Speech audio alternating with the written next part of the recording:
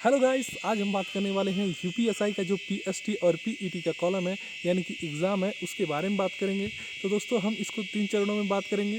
पहली बात कि हम दोस्तों जो मेल की कैंडिडेट की हाइट और उनका जो चेस्ट है उसके बारे में बात करेंगे। फिर दूसरा हम फीमेल के चेस्ट और हाइट के बारे में बात करेंगे।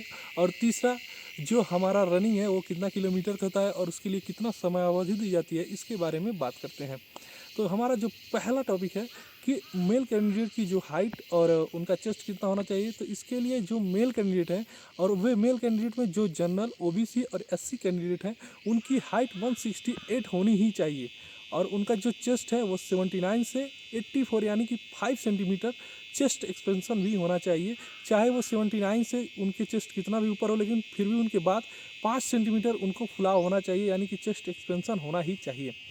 अब बात करते हैं हम दोस्तों एसटी कैंडिडेट के लिए। जो एसटी मेल कैंडिडेट हैं उनकी जो हाइट है वह 160 होनी चाहिए और उनका जो चेस्ट है वह 82 तक होनी चाहिए यानी कि 77 से लेके 82 होना चाहिए। यानी कि मिनिमम जो चेस्ट है वो जो मिनिमम चेस्ट है वो 77 होना चाहिए और 5 सेंटीमीटर चेस्ट एक्सपेंशन यानी कि उसका फुला होना चाहिए।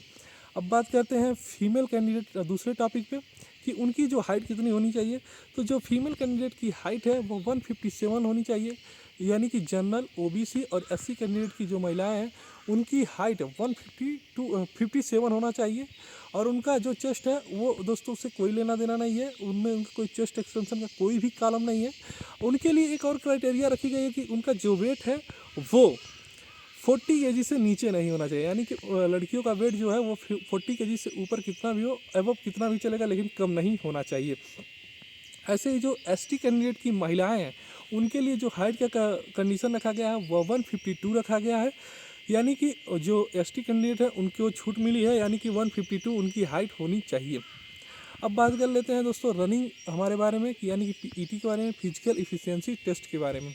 तो फिजिकल इफिशियंसी टेस्ट के बारे में मैं बता दूं कि जो मेल कैंडिडेट हैं उनको 4.8 किलोमीटर के लिए 28 मिनट का समय दिया जाता है।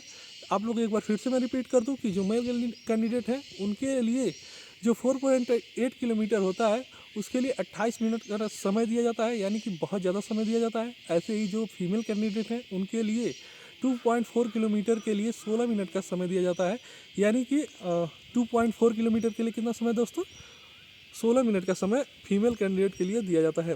तो आशा करते हैं दोस्तों यह जानकारी आपको बहुत ही अच्छी लगी होगी।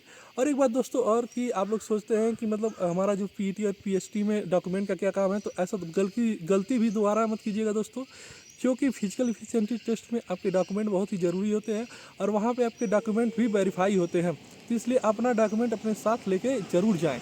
मिलते हैं साथियों नेक्स्ट वीडियो में, तब तक के लिए धन्यवाद। जय हिंद साथियों।